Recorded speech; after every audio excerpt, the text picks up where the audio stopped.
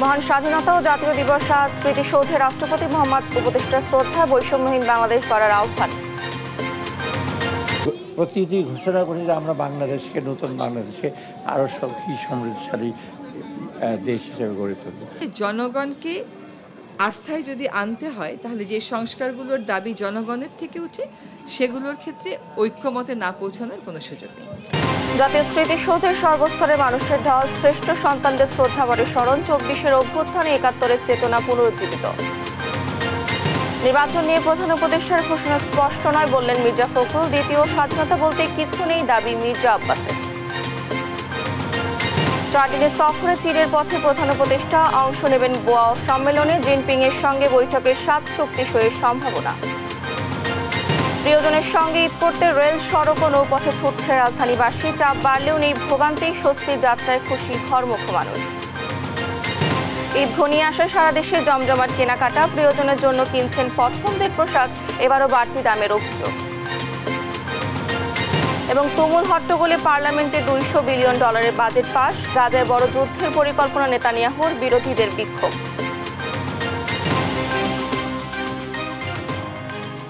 আমন্ত্রণ সংবাদ দুপুরে দেখছেন শিরোনামগুলো, সঙ্গে আছে আমি ডানা ইসলাম। এবারে বিস্তারিত। মহান স্বাধীনতা দিবসে জাতির শ্রেষ্ঠ সন্তানদের প্রতি শ্রদ্ধা জানিয়েছেন রাষ্ট্রপতি মোহাম্মদ শাহাবুদ্দিন ও অন্তর্বর্তী সরকারের প্রধান উপদেষ্টা ডক্টর মোহাম্মদ ইউনূস। ২৪-এর গণ অভ্যুত্থান, ৭১-এর স্বাধীনতা রক্ষার লড়াইয়ে অংশ দাবি করে ব্যক্তি ও দলীয় স্বার্থের ঊর্ধ্বে উঠে ঐক্যমত্য আসবে এমন প্রত্যাশা উপদেষ্টা পরিষদ সদস্যদের। জানান, সুষ্ঠু নির্বাচন আয়োজনের পাশাপাশি পতিত স্বৈরাচারের হত্যা, গুম, খুনের বিচারও নিশ্চিত করে যেতে চায় অন্তর্বর্তী সরকার। বিস্তারিত সাইফুল রিপনের প্রতিবেদনে।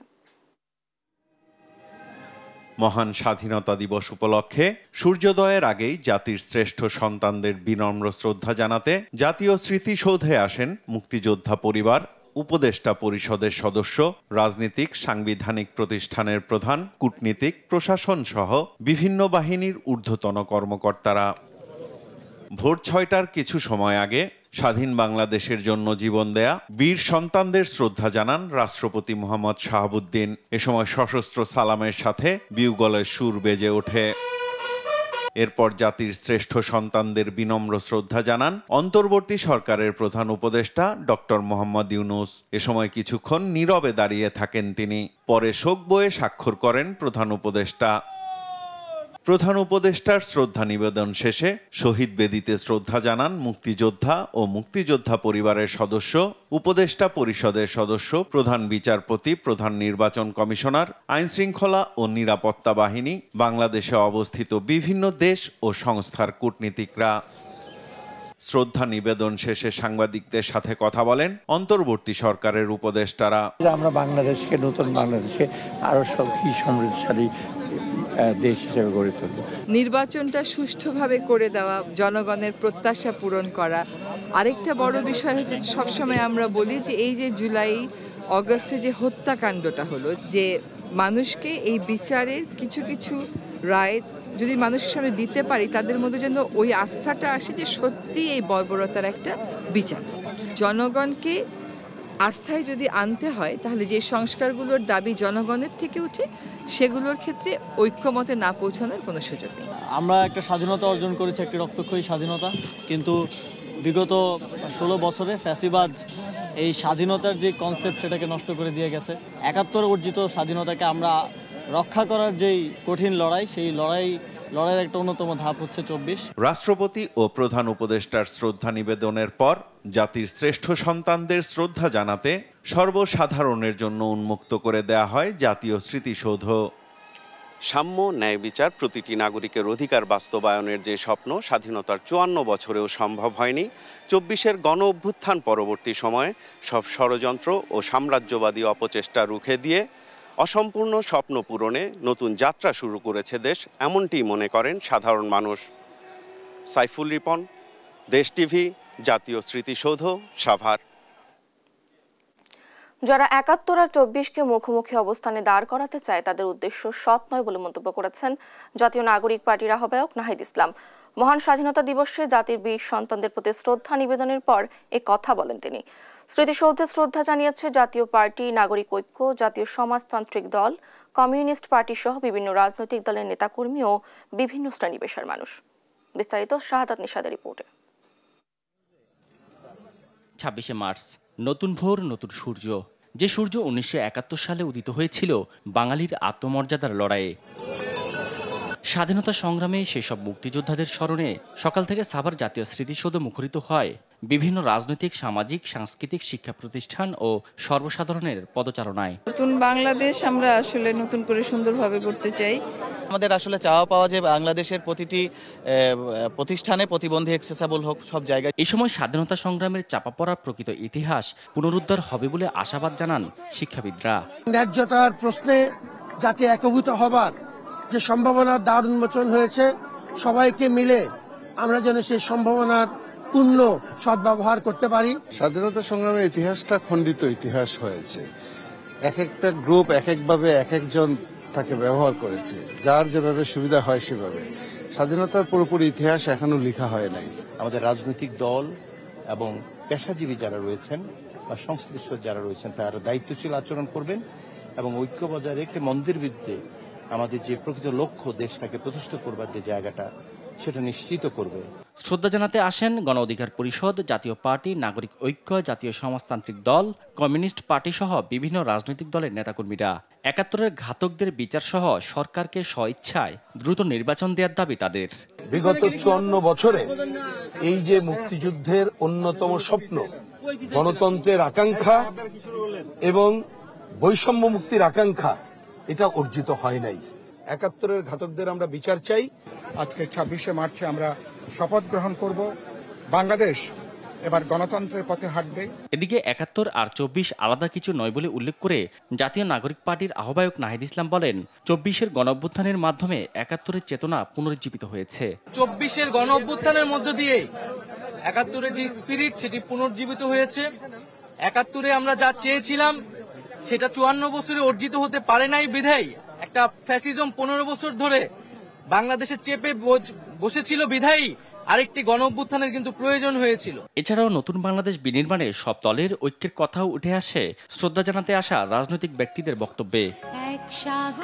এক সাগরের রক্তের বিনিময়ে বাংলার স্বাধীনতা আনলো যারা, স্বাধীনতা সংগ্রামের সে সকল মুক্তিযোদ্ধাদের আত্মত্যাগে অর্জিত এই স্বাধীন বাংলাদেশকে লালন করে নতুন এই বাংলাদেশ হবে বৈষম্যহীন সোনার বাংলা, অসাম্প্রদায়িক ও গণতান্ত্রিক, এমনটাই প্রত্যাশা এখানে শ্রদ্ধা জানাতে আসা সর্বসাধারণ ও রাজনৈতিক ব্যক্তিবর্গের।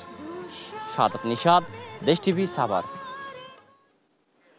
নির্বাচন না দিলে চলমান সংকট কাটবে না বলে মন্তব্য করেন বিএনপির মহাসচিব মির্জা ফখরুল ইসলাম আলমগীর। হতাশা প্রকাশ করেন প্রধান উপদেষ্টার ভাষণ নিয়ে। বলেন, নির্বাচনে কোনো সুস্পষ্ট রোডম্যাপ ভাষণে ছিল না।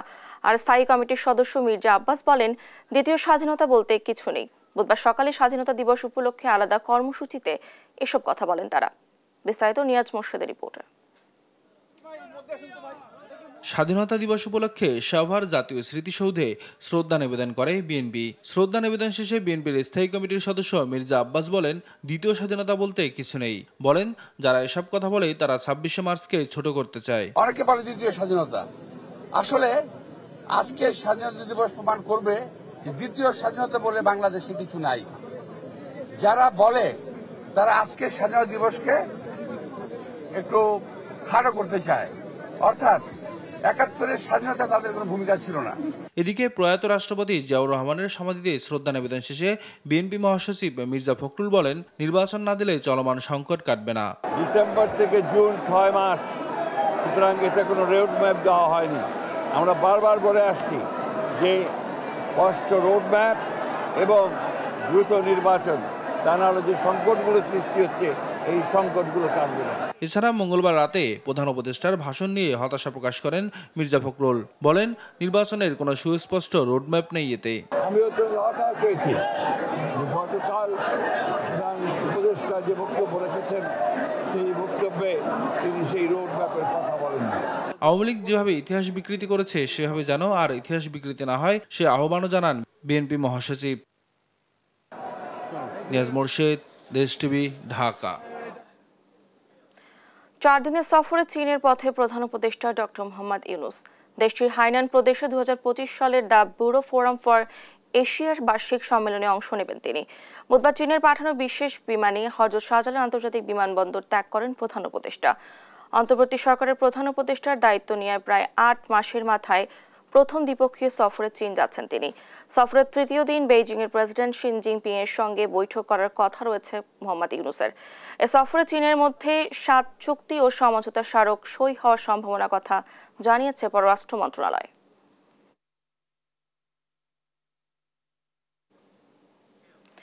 সতেরো বছরে পদার্পণ করেছে দেশ টিভি।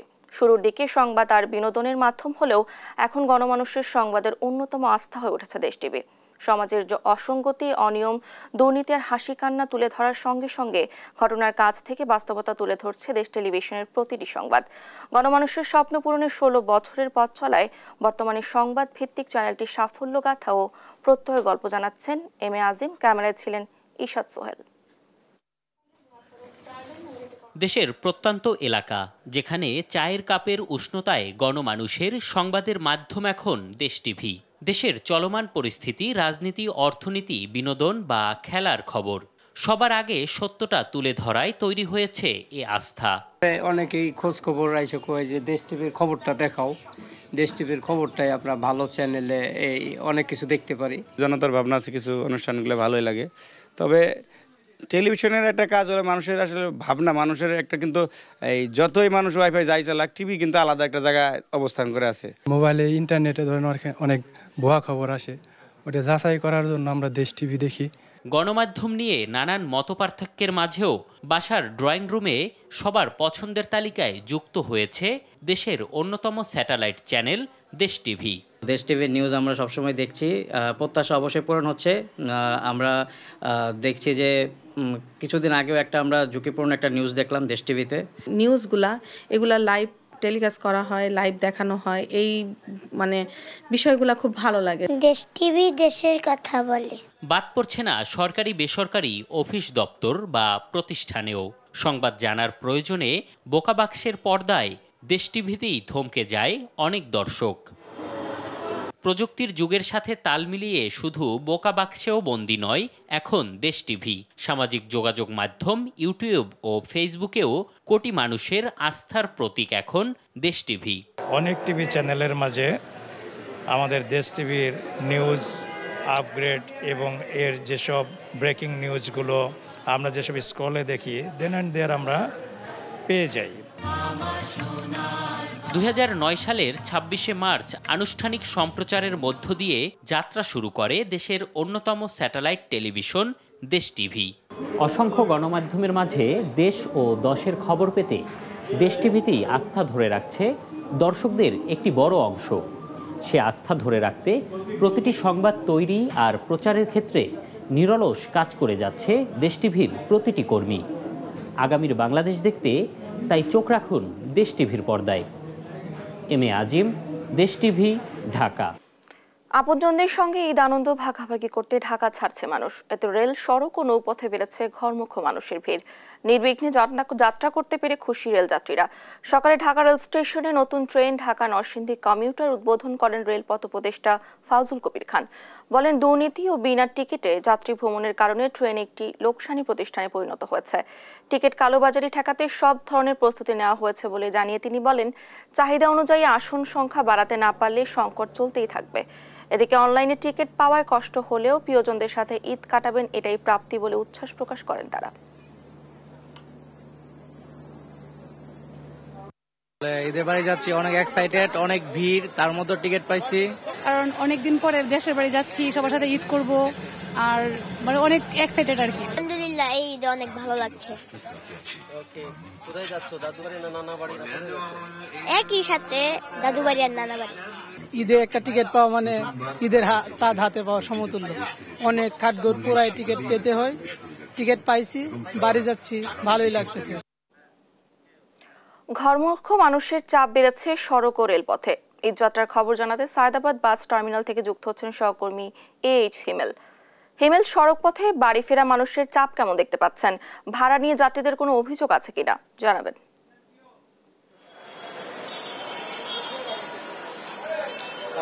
আমি আছি সায়দাবাদ যে বাস টার্মিনাল আছে সেই বাস টার্মিনালের সামনে।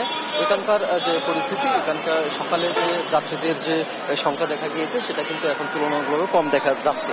অর্থাৎ সকালে যথেষ্ট ভিড় ছিল, কিন্তু দুপুরের পরপর কিন্তু যাত্রীদের সংখ্যা বেশ কম লক্ষ্য করা যাচ্ছে।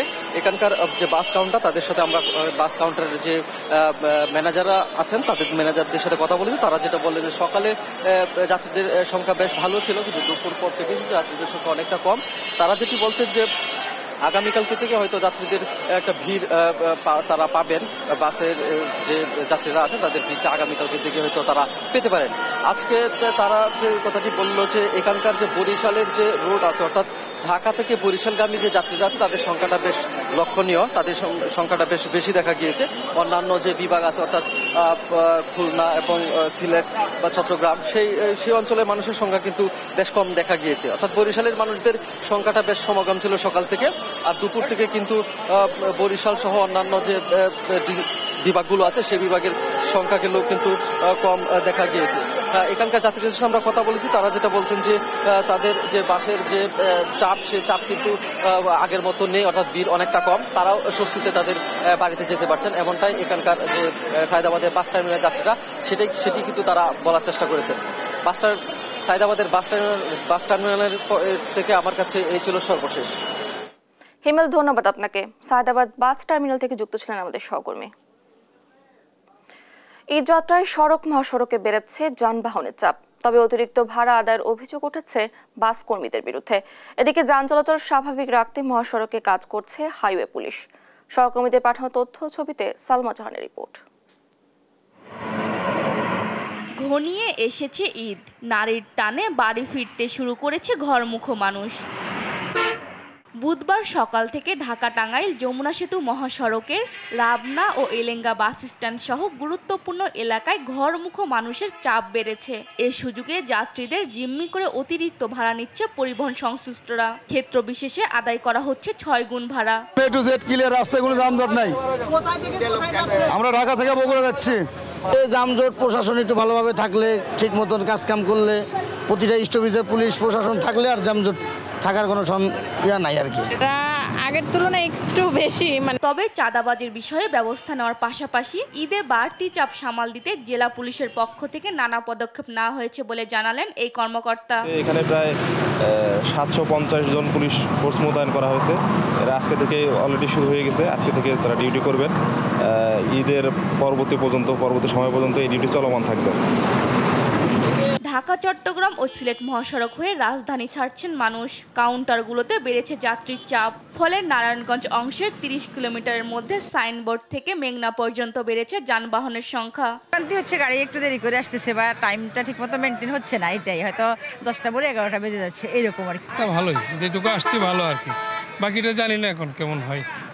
তবে ঢাকা সিলেট মহাসড়কের কাঁচপুর থেকে পুরিন্দা বাজার পর্যন্ত 4 লেন সড়ক নির্মাণ কাজ চলায় বিভিন্ন পয়েন্টে সৃষ্টি হচ্ছে যানজট।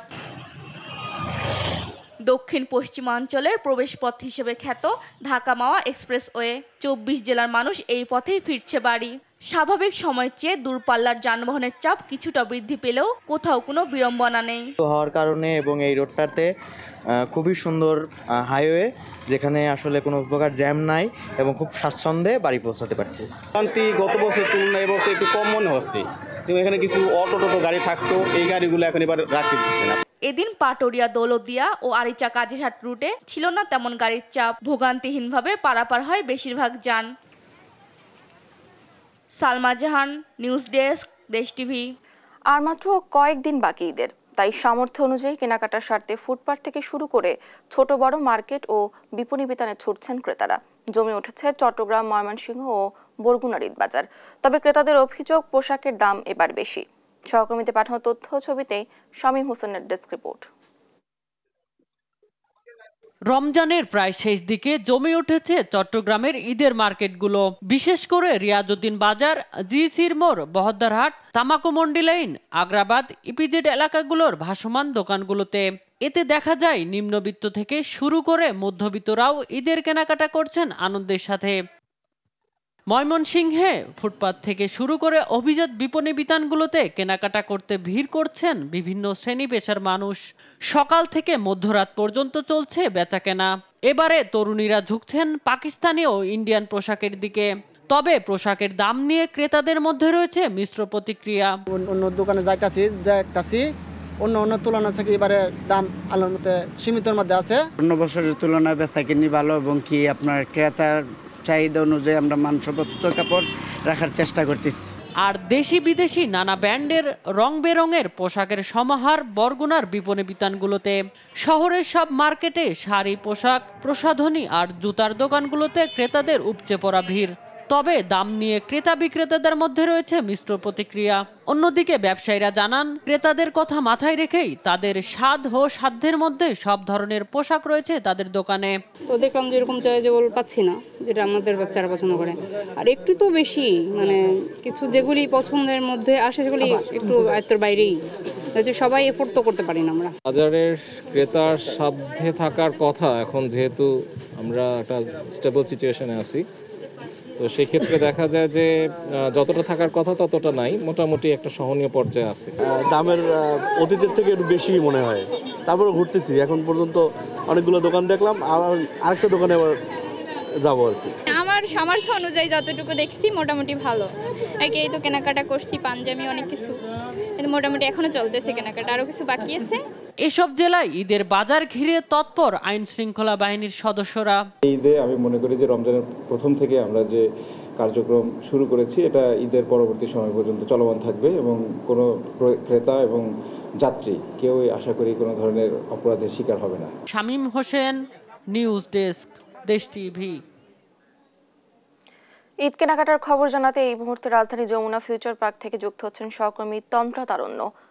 তন্ত্রা, শেষ সময় ঈদ কেনাকাটায় ভিড় কেমন দেখতে পাচ্ছেন?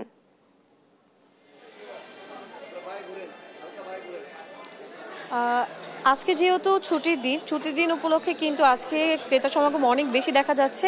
ঈদ আসতেও যেহেতু আর বেশি দিন বাকি নেই, সেক্ষেত্রে কিন্তু মানুষজন অনেক বেশি এখন ভিড় করছেন বিপণী বিতানগুলোতে এবং সবাই তাদের পরিবার প্রয়োজন নিয়ে বা প্রিয়জন নিয়ে এসেছেন কেনাকাটা করতে। বাড়ির ছোট সদস্য থেকে শুরু করে বড় যারা আছে সবাই মিলে আসলে কেনাকাটা করছেন। ছুটির দিন থাকায় যেহেতু রাস্তায় আজকে যানজটটা একটু কম, সেক্ষেত্রে মানুষজন আজকে একটু বেশি ভিড় জমাচ্ছেন বিপণী বিতানগুলোতে এবং অনেক ধরনের ড্রেস তারা কেনাকাটা করছেন। এখন পর্যন্ত আমরা দেখেছি যে সকাল থেকেই ক্রেতা সমাগম মোটামুটি ভালোই ছিল, তবে দিন গড়াতেই বা বেলা বাড়ার সাথে সাথেই কিন্তু মানুষজন বেশি আসা শুরু করেছে এবং আস্তে আস্তে জমজমাট হয়ে গিয়েছে বিপণী বিতানগুলো। আমরা বিক্রেতাদের সাথে কথা বলেছি, তারাও জানিয়েছে যে বিক্রেতাদের সাথে কথা বলার পর তারা জানিয়েছে যে অন্যান্য দিনের তুলনায় আজকে যেহেতু ছুটির দিন, তারা আশা করছেন যে ইফতারের পর থেকে একদম রাত পর্যন্ত অনেক বেশি বেচাকেনা হবে। সকাল থেকে তো বেচাকেনা হচ্ছেই, তবে ইফতারের পর থেকেও তারা আশা করছেন যে আরো বেশি বেচাকেনা হবে। এবং আজকে ছুটির দিন উপলক্ষে একটা জিনিস অনেক বেশি লোক সমাগমে চোখে পড়েছে, সেটা হচ্ছে যে সবাই কিন্তু ছোট বাড়ির যে ছোট সদস্য আছে তাদের নিয়ে কিন্তু অনেক বেশি কেনাকাটা করতে আসছেন এবং যানজট না থাকার কারণে মূলত আজকে বাচ্চাদেরকে নিয়ে তারা বেশি কেনাকাটা করছেন, এমনটা জানিয়েছেন ক্রেতারা।